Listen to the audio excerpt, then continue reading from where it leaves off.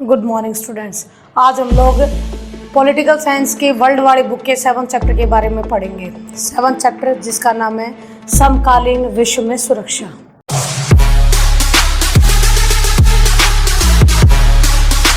ठीक है, आपने एक वर्ड का, यहाँ पर हम लोगों ने एक वर्ड का इस्तेमाल किया जिस वर्ड को हमने पढ़ा सुरक्षा। सुरक्षा यानी कि जब हम सुरक्षा की बात करते हैं तो हम हर तरह के खतरे से, अगर व्यक्ति आज़ाद होता तो हम कहते हैं वो व्यक्ति बिल्कुल सुरक्षित है, वो खतरे से आज़ाद है। खतरे से आज़ाद है यानी वो सुरक्षित है। ठीक है बेटा, हम लोगों का जीवन, किसी भी देश का जीवन, रोज़मर्रा की ज़िंदगी, हर चीज़ हम लोगों के खतरे में ही है। जब घर से बाहर कदम निकालते हैं तो मानव अस्तित्व का खतरा वहीं से शुरू हो जाता है, क्योंकि शाम को वापस आएगा या नहीं आएगा ये किसी को भी नहीं मालूम होता। ठीक है, लेकिन हम अगर इतने व्यापक लेवल पर इस सुरक्षा के बारे में पढ़ने लगे, खतरों के बारे में पढ़ने लगे, तो शायद पूरे तरीके से हम लोग सुरक्षा को डिफाइन नहीं कर पाएंगे। इसीलिए जब हम सुरक्षा को डिफाइन करते हैं तो हम कहते हैं कि हमारे केंद्रीय मूल्यों की अगर रक्षा हो जाए, हमारे केंद्रीय मूल्यों की रक्षा सुरक्षा कहलाती है। यानी केंद्रीय मूल्य हैं स्वतंत्रता, संप्रभुता और क्षेत्रीय अखंडता की रक्षा। ठीक है, केंद्रीय मूल्य हमारे स्वतंत्रता है, संप्रभुता है और क्षेत्रीय अखंडता है। जब इसकी रक्षा हो जाती है तो समझो कि हम लोग सुरक्षित हैं। ठीक है, तो ये तो आप लोगों का मीनिंग हुआ सुरक्षा का। आप डेफिनेशन के तौर पर इसी को इस्तेमाल कर सकते हो। इसके बाद है चैप्टर जब शुरू होता है तो आप लोगों की सुरक्षा को 2 हिस्सों में बांटकर पढ़ाया जाता है। एक सुरक्षा है परंपरागत सुरक्षा, दूसरी सुरक्षा है अपरंपरागत सुरक्षा, जिसमें आज की वीडियो में मैं आप लोगों को परंपरागत सुरक्षा को पूरा का पूरा डिफाइन करके बताऊंगी। अपरंपरागत सुरक्षा हम लोग नेक्स्ट वीडियो में करेंगे। ठीक है, क्योंकि बेटा परंपरागत सुरक्षा में ही आप लोगों के पास इतना कुछ होगा पढ़ने के लिए कि आप लोग एक वीडियो में सिर्फ इसको ही समझ पाओगे अच्छे से। देखिएगा, अब शुरू करते हैं परंपरागत सुरक्षा। ठीक है, परंपरागत सुरक्षा, जिस तरीके से सुरक्षा के हमारे 2 पार्ट थे उसी तरह परंपरागत सुरक्षा के भी 2 ही पार्ट हैं। एक है बाहरी सुरक्षा, एक है आंतरिक सुरक्षा। बाहरी यानी एक देश की सीमा रेखा है। ठीक है, उस सीमा रेखा से बाहर की रक्षा या हमारे देश की सीमा रेखा की रक्षा, यानी देश की बाउंड्री पर जो भी कुछ हो रहा है। ठीक है, देश के बाहर की बातें हो रही है, जो कुछ हो रही है, तो ये बाहरी सुरक्षा में आएगा। जब आंतरिक सुरक्षा की हम बात करेंगे तो देश के अंदर की सुरक्षा की बात करेंगे कि देश में आंतरिक सुरक्षा किस तरीके से हम लोग कायम कर सकते हैं। ठीक है, अब इसमें देखो बेटा, बाहरी सुरक्षा की जब हम बात करते हैं तो हमारे चैप्टर में सबसे पहले आता है परंपरागत सुरक्षा के तत्व। ठीक है, परंपरागत सुरक्षा के 4 तत्व होते हैं। अपरोध है, शक्ति संतुलन है, सैन्य गठबंधन और गठबंधन है। ठीक है, यानी अपरोध, शक्ति संतुलन, सैन्य गठबंधन और गठबंधन, इन चारों को अब मैं डिफाइन कर रही हूँ। सबसे पहले अपरोध, आप लोगों ने इसका मीनिंग पहले भी पढ़ रखा है 1st चैप्टर में। अपरोध यानी रोक व संतुलन की स्थिति, यानी कि हम लोग युद्ध करने से जितना बच सकते हैं, रोक की जितनी कोशिश कर सकते हैं हम उस युद्ध को रोकने की, या फिर ऐसा संतुलन साथ दे कि युद्ध हो ही ना, इसको हम लोग अपरोध बोलेंगे। ठीक है, इसमें हमेशा युद्ध की 3 स्थितियों की बात की जाती है कि अगर मान लो कोई बाहर का देश हमारे ऊपर आक्रमण करता है, ठीक है, ABC XYZ कोई भी है, अगर मैं अपने आसपास के कर दूं, चाइना हमारे ऊपर अटैक कर रहे हैं, तो हमेशा 3 स्थितियां होती है हर देश के सामने। पहली स्थिति कि भाई बिना लड़े ही आत्मसमर्पण कर दो। आत्मसमर्पण मीन्स कि भाई हम लोगों को आपसे कोई लड़ाई झगड़ा नहीं करनी है, आप जो शर्त कहोगे हमें सारी शर्तें मंजूर होंगी, और हम भी युद्ध नहीं कर रहे, आप भी हमारे ऊपर आक्रमण मत करो। ठीक है, यानी कि स्टार्टिंग का पहला यही है कि हम लोग अपने आप से ही आत्मसमर्पण कर दें। ठीक है, दूसरा, हम सामने वाले को इतना डर दिखा दें कि वो खुद ही भाग जाए, यानी इतना भयानक स्थितियां उसे दिखा दे कि अगर ये युद्ध हो गया तो इतना सब कुछ तहस नहस होने वाला है, तो वो अगर समझदार है तो अपने आप ही पीछे हो जाता है। तीसरी सिचुएशन, अगर युद्ध ठन जाए, युद्ध हो जाए, तो सामने वाले के ऊपर इतने बुरे तरीके से अटैक कर दो और इतने गंदे तरीके से उसको हरा दो कि जिंदगी में दोबारा वो तुम्हारी तरफ आंख उठाकर देखने के लायक न रहे। ठीक है, ये 3 स्थितियां होती है हमेशा युद्ध की, जिसमें से जो पहली है, जिसमें आत्मसमर्पण करने की है, वो आत्मसमर्पण की नॉर्मली किसी भी देश के राजनेता लोग इसको स्वीकार नहीं करते, क्योंकि अगर वो इसको स्वीकार करें तो भाई उनको भी तो जनता के सामने जवाब देना होता है। ठीक है, तो जनता के सामने जवाब देना पड़ेगा। ये तो ना कहेंगे कि हमने आत्मसमर्पण कर दिया, हमने बिना ही लड़े हार मान ली और उनकी सारी शर्तें मान ली। इसीलिए अवरोध की जो 3 स्थितियां हैं, ये 3 स्थितियां जब अवरोध को आप डिफाइन करोगे तो पहले तो ये 3 स्थितियां ही लिखनी पड़ेंगी, और इन अवरोध का रोक व संतुलन की स्थिति, ये आप लोग इसका अर्थ भी लिखोगे लिखते वक्त। ठीक है, दूसरा तुम्हारा भाई शक्ति संतुलन, शक्ति यानी पावर, संतुलन मीन्स बैलेंस, यानी इतनी पावर का निर्माण किया जाए कि जो हमारा अड़ोसी पड़ोसी है या हमारा जो पूरे विश्व में हमारा दुश्मन है, उसकी पावर के अकॉर्डिंग हम अपनी सैन्य क्षमता को बना लें। ठीक है, और ज्यादा सिंपल लैंग्वेज में बता रही हूँ बेटा कि मान लो बहुत बढ़िया तुम्हारे लिए भारत और चाइना का एग्जांपल ले लेते हैं। ठीक है, भारत को मालूम है कि चाइना का लेवल हम लोगों से कम सैन्य क्षमता में तो ज्यादा है। ठीक है, ये बात हम नहीं मान रहे, पूरा वर्ल्ड मानता है। ठीक है, सैन्य क्षमता में ज्यादा है, लेकिन फिर भी भारत कमी नहीं छोड़ रहा है कहीं। वो अगर चीन का लेवल यहाँ है तो भारत का लेवल ही बस यही है। अब भारत लगातार कोशिश करे कि वो इतना बैलेंस करे, उसको इतना लेके जाए कि वो चीन कम से कम चीन के बराबर ले आए। ठीक है, यानी अपनी शक्ति को इतना विकसित करे कि चाइना की पावर के समान बिल्कुल संतुलित बना सके, ताकि भविष्य में अगर चाइना भारत पर आक्रमण करता है तो भारत उसका डटकर सामना कर सके। ठीक है बेटा, तो शक्ति संतुलन का मीनिंग यही होता है कि हम अपनी पावर को इस लेवल तक बढ़ा दे कि वर्ल्ड में जो हमारा दुश्मन है कम से कम हम उसके जितनी पावर को इकट्ठा कर सके। क्योंकि जिसने इतिहास, जिसको मैं कहूंगी भूतकाल, अगर कभी भूतकाल में अगर उसने हमारे ऊपर आक्रमण किया है तो हो सकता है भविष्य में वही हमारे ऊपर आक्रमण करे। तो कम से कम उस देश को दिमाग में रखकर अपनी सैन्य क्षमता को बढ़ाने का काम तो हमेशा किया जाता है। आप लोगों ने रफाल सुना होगा, अभी आप लोगों के मोदी जी ने बहुत बड़े लेवल पर मंगाए हैं, और इसके मंगाने की वजह से कितना राजनीति में उठापटक हुई है। लेकिन इतना जरूर है भाई, जब से रफाल आया है तब से भारत की ताकत में 4 चांद लगी है। ठीक है, कोशिश की जा रही है, लगातार कोशिश की जा रही है कि भारत की सैन्य क्षमता को ज्यादा से ज्यादा बढ़ाया जाए। ठीक है, इसके बाद भाई तुम्हारा सैन्य गठबंधन, सैन्य यानी सेना को लेकर गठबंधन बनाना, यानी सैन्य गठबंधन का मीनिंग होता है कि विभिन्न देश हैं जो अपने लिए सैनिकों के गठबंधन तैयार करते हैं। भारत की सेना, चाइना की सेना, पाकिस्तान की सेना, आपके अमेरिका की सेना, जर्मनी की, जापान की, फ्रांस की, किसी भी देश की सेना, ये आपस में एक गुट तैयार करते हैं एक दूसरे के साथ। इन देशों के जैसे गुट बना लिया हम लोगों ने जापान के साथ, जापान, इंडिया, श्रीलंका, म्यांमार, हम चारों ने बना लिया। क्योंकि नॉर्मली अभी पीछे जो हम लोगों के यहाँ केरल के तट पर हुई है तैयारियां, आप लोगों ने देखी भी होंगी कि काफी बड़े लेवल पर जो आप लोगों के सैन्य रिहर्सल भी हुई हैं। तो ये इसी सैन्य गठबंधन के कारण हुआ है कि ये सैन्य गठबंधन है जो समय निकालकर हर साल एक दूसरे के साथ सैन्य अभ्यास करते हैं। सैन्य अभ्यास करने के कई फायदे हैं। सबसे पहली बात तो ये, जो टेक्निक हमें नहीं आती वो दूसरे देश से हमें सीखने को मिल जाती है, पहली बात। दूसरी बात, हर देश को पता लग जाता है कि सामने वाले के जो सेना उसमें कितना दम है।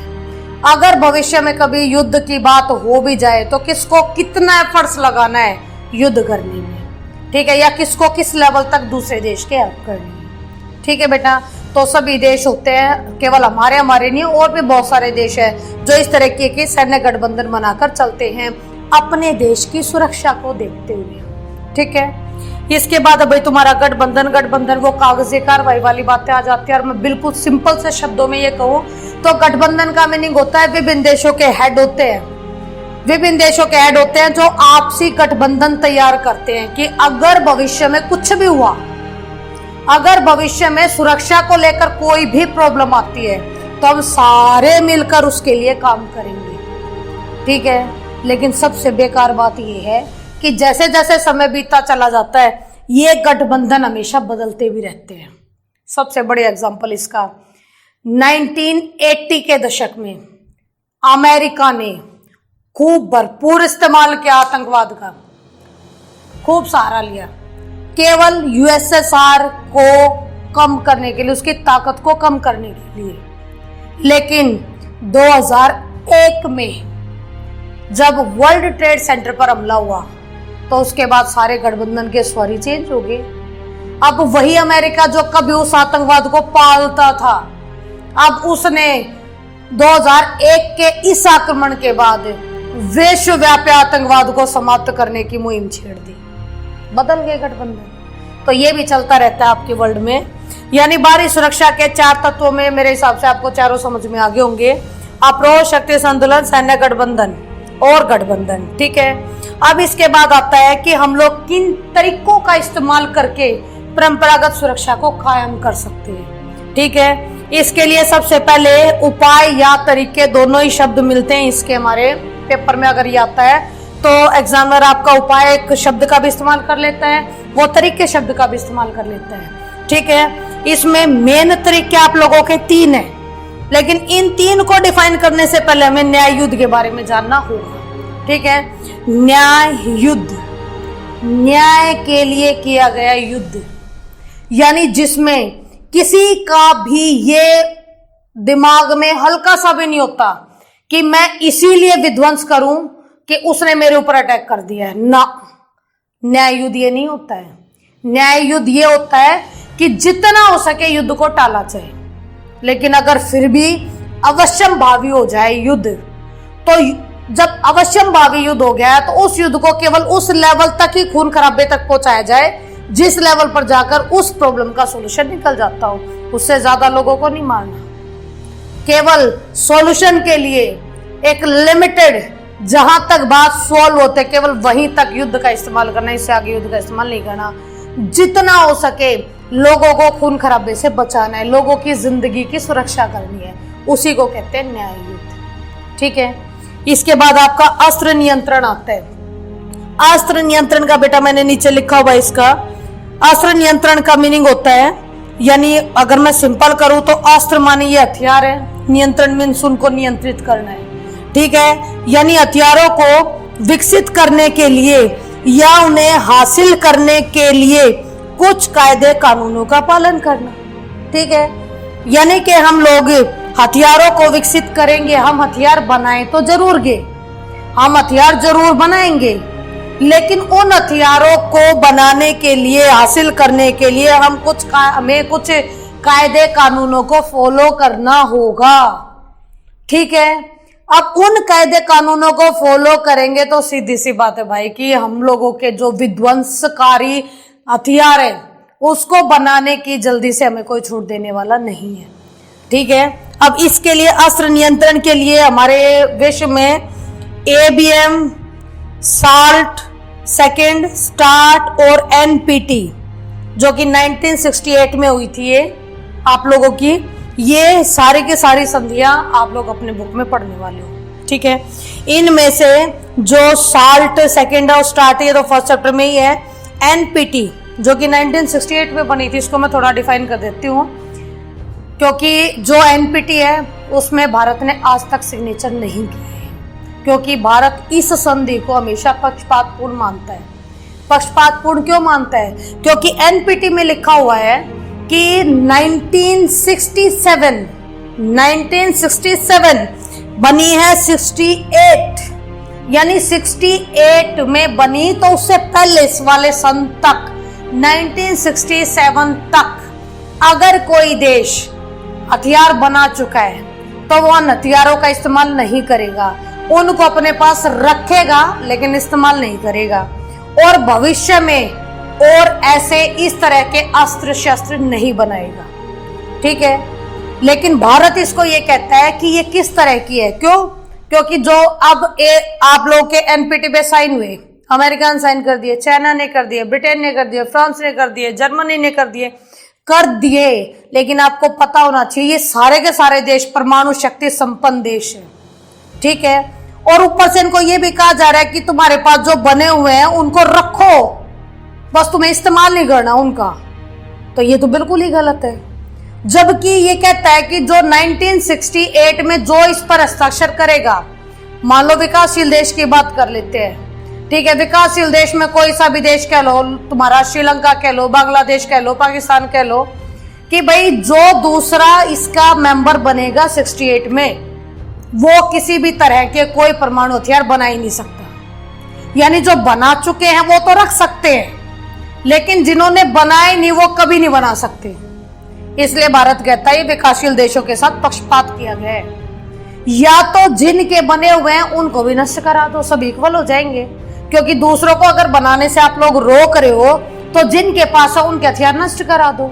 लेकिन इसकी सुनवाई नहीं होती, इसीलिए भारत ने एनपीटी पे साइन नहीं की, ठीक है बेटा। इसके बाद आता है तुम्हारा निरस्त्रीकरण, यानी कि कुछ खास किस्म के हथियार नहीं बनाएंगे। यानी अगर जिसने भी इस संधि पर हस्ताक्षर कर दिए हैं तो वो उस संधि के अकॉर्डिंग कुछ खास किस्म के, जैसे हाइड्रोजन बम हुआ, ये निर्मित नहीं करेंगे। निर्मित क्यों नहीं करेंगे? क्योंकि हम लोग इस संधि के तहत एक दूसरे के साथ बंध चुके हैं। इसके लिए भी आप लोगों के 1972 में BWC और 1992 में CWC, ये आप लोगों की संधियां हुई थी।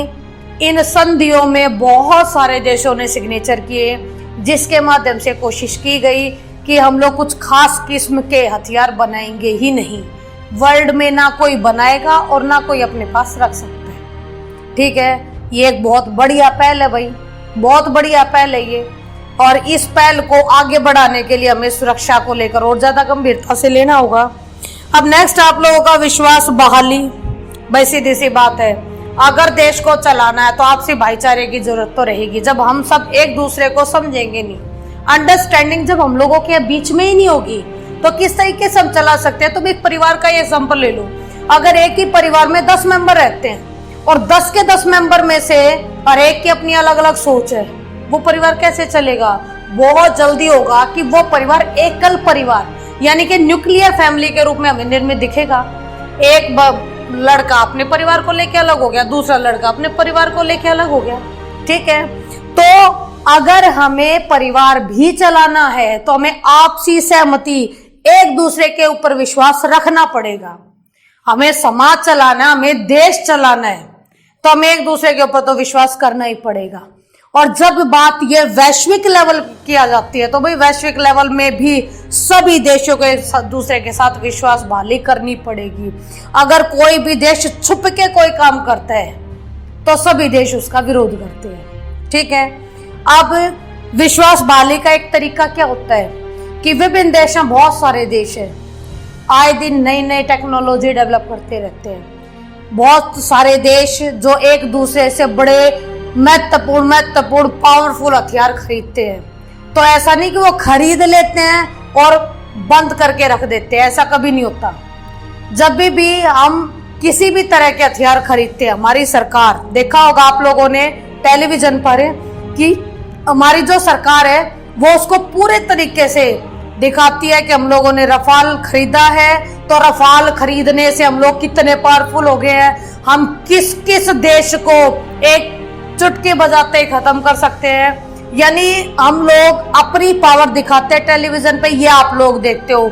ये काम केवल इंडिया नहीं करता, सभी देशों में ऐसा ही होता है। जब जब नई टेक्नोलॉजी डेवलप होती है, जब नए नए हथियार बनते हैं, जब किसी के पास नए नए हथियार पहुंचते हैं, तो उसको पूरे तरीके से पब्लिश किया जाता है, आपके प्रिंट मीडिया के माध्यम से भी, और आप लोगों के ये आप जो मीडिया आपकी काम कर रही है 24 घंटे, आपको हर तरह के जानकारी पहुंचाने का काम करी है। ये सारी मीडिया मिलकर विभिन्न देशों की पावर को एक दूसरे को बताने का काम करती है, जिससे क्या है कि सभी को एक दूसरे के बारे में सारी बातों की जानकारी रहती है और एक दूसरे के साथ विश्वास जोड़ने में आसानी बरती जा सकती है। इसलिए विश्वास बहाली सबसे महत्वपूर्ण पॉइंट है, अगर ये विभिन्न देशों के बीच में बढ़िया तालमेल से बन जाए तो। ठीक है, मेरे हिसाब से बेटा आप लोगों को परंपरागत सुरक्षा पूरा अच्छे से समझ में आ गया होगा। ठीक है, इसकी बाहरी सुरक्षा आप लोगों को पूरी करवा दी है। अब आती है तुम्हारी आंतरिक सुरक्षा। ठीक है, आंतरिक यानी देश के अंदर की सुरक्षा।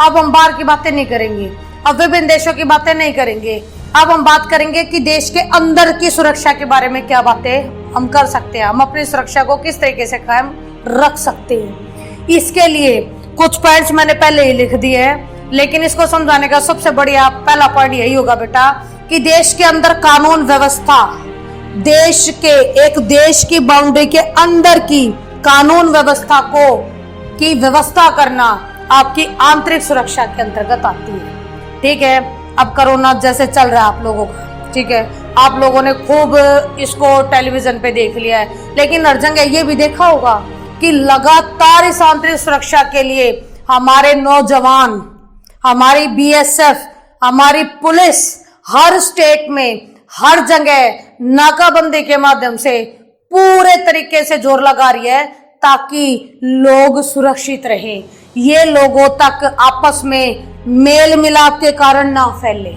ठीक है, तो अपनी जान को दांव पर लगाकर वो देश की व्यवस्था को बनाने पर लगे हुए। ठीक है, या फिर देश के अंदर अगर कोई भी प्रॉब्लम हो जाए तो उसको सुलझाने का काम सबसे पहले आप लोगों की पुलिस ही करती है। ठीक है, तो फिलहाल ही हमारी आंतरिक सुरक्षा में हम लोग इसी से रिलेटेड पढ़ेंगे, लेकिन इस आंतरिक सुरक्षा को जब हम वर्ल्ड लेवल पे पढ़ते हैं तो पहले हम लोगों को थोड़े यूरोप के देशों की तरफ देखना होगा। यूरोप के देशों की तरफ देख के क्या करेंगे, इसमें फर्स्ट पॉइंट जैसे कि हम लोगों ने बना दिया है, आंतरिक सुरक्षा पहले से कम महत्वपूर्ण होगी सेकेंड वर्ल्ड वॉर के बाद। सेकेंड वर्ल्ड वॉर के बाद आंतरिक सुरक्षा कम महत्वपूर्ण होगी अमेरिकी देशों के लिए, यूरोप के देशों के लिए, क्योंकि वो अपनी सुरक्षा के लिए आश्वस्त है। उन्हें मालूम है कि उनको अंदर तक हिलाने वाला कोई नहीं है। ठीक है, लेकिन उन्हें एक खतरा जरूर है कि उनके बाहर के देशों में क्या हो रहा है, उनके बाहर के देशों में क्या हो रहा है। क्यों? क्योंकि आप लोगों को पता है कि हमारा विश्व दो गुटों में बढ़ चुका है, पश्चिमी गुट और पूर्वी गुट, जो कि शीत युद्ध के टाइम पर बटा था। शीत युद्ध हमारा 1945 से शुरू होकर 1991 तक चला था। उस टाइम पर पूरा विश्व हमारा दो गुटों में बटा हुआ था। अब इन देशों को, यूरोपीय कंट्रियों को या फिर अमेरिकी कंट्रियों को टेंशन नहीं है कि उनके देश में क्या हो रहा है, टेंशन ये है कि इन हमारे देश के बाहर के देशों में क्या हो रहा है, क्योंकि वहीं से ये अपने आप को एकता के सूत्र में बांधने पर लगे हुए थे। एक तरफ अमेरिका लगा हुआ था, एक तरफ यूएसएसआर लगा हुआ था। ठीक है, इसके बाद अब भाई यूएसए, यूएसएसआर, यूरोप ये अपनी सुरक्षा के लिए 100% आश्वस्त हैं, इनको कोई डर नहीं है, इनको टेंशन है सब बाहर वालों की। इसके बाद है उपनिवेशों से खून खराबे की चिंता बड़ी सताती है भाई यूरोपीय कंट्रियों को। क्यों? क्योंकि यही वो यूरोपीय कंट्री है जिन्होंने छोटे छोटे देशों को अपना उपनिवेश बनाया था। अब इनको ये टेंशन है कि उनके जो आजाद हुए देश हैं ये कभी किसी तरह का खून खराबा करके इनके लिए मुसीबत का कारण ना बन जाए। ठीक है, इसलिए बड़े गिद्ध की तरह नजर रखे हुए हैं यूरोपीय कंट्री अपने उपनिवेशों के ऊपर कि कभी हालात खराब ना हो जाएं, और यहाँ हालात खराब हो गए तो भाई इनकी स्थितियां खराब हो जाएंगी, क्योंकि ये आजाद करने के बावजूद भी उनसे लाभ कमाने के लिए रेडी खड़े थे। क्यों? क्योंकि अपने गुट में शामिल करना चाहते थे। इसके बाद है बाहरी खतरों से ज्यादा चिंतित थे उपनिवेश, यानी यूरोपीय कंट्रियां थी, अपने देश से तो बिल्कुल आश्वस्त थे कि हमारे देश में तो कुछ नहीं होना जाना, लेकिन बाहर के जो देश हैं वो इन पर अटैक कर सकते हैं। अटैक कौन करेगा? दो गुटों में पूरा विश्व बट गया था, खासकर यूरोप तो बिल्कुल अखाड़ा बन गया था। अब दो हिस्सों में जो आपका विश्व बटा हुआ तुम्हें नजर आ रहा था, अब इनको ये डर था कि मेन पावर तो है, उन मेन पावर के साथ और भी आपके देश हैं जो आके जुड़ गए।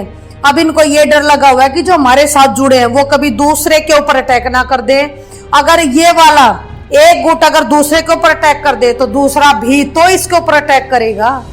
इससे क्या होगा कि जो गुटों की अंदरूनी सुरक्षा है उसको खतरा पैदा हो जाएगा। ठीक है, इसलिए इनको ज्यादा चिंता थी कि उपनिवेशों से, जो उपनिवेशिक देश है, जो स्वतंत्र हुए देश है, ये कभी एक दूसरे के गुट में शामिल होकर एक दूसरे के ऊपर आक्रमण ना कर दे। इसके बाद अभी पड़ोसी देशों से हमले के आक्रमण की स्थिति हमेशा बनी रहती थी। दो गुट बनेंगे, जब शीत युद्ध यानी कि ईर्ष्या द्वेष का माहौल बनेगा तो छोटी छोटी चीजें भी होंगी जो लड़ाई झगड़े का कारण बन जाएंगी।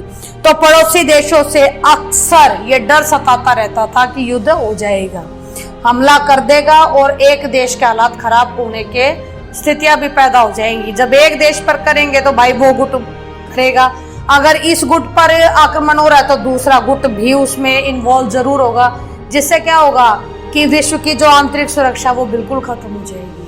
अगर हम एक देश के अंदर लेके चले तो अलगाववादी हिंसा का डर हमेशा बना रहा। अलगाववादी हिंसा का डर उन देशों में ज्यादा बना रहा जो देश औपनिवेशिक देश, उपनिवेश थे किसी औपनिवेशिक देश से आजाद हुए थे। ठीक है, क्योंकि आप लोगों ने खुद भारत की जब आप बुक पढ़ेंगे तो उसमें आप पढ़ेंगे कि किस तरीके से पंजाब हुआ, असम के कई सारे हिस्से हुए, जैसे कि आप लोगों का मेघालय हुआ, मेघालय तो नहीं बेटा मिजोरम, ठीक है, मिजोरम हुआ जिन्होंने अलगाववादी आंदोलन शुरू कर दिए थे। नागालैंड हुआ, ठीक है, अलगाववादी आंदोलन शुरू कर दिया कि हमें तो अलग राज्य ही बनना है।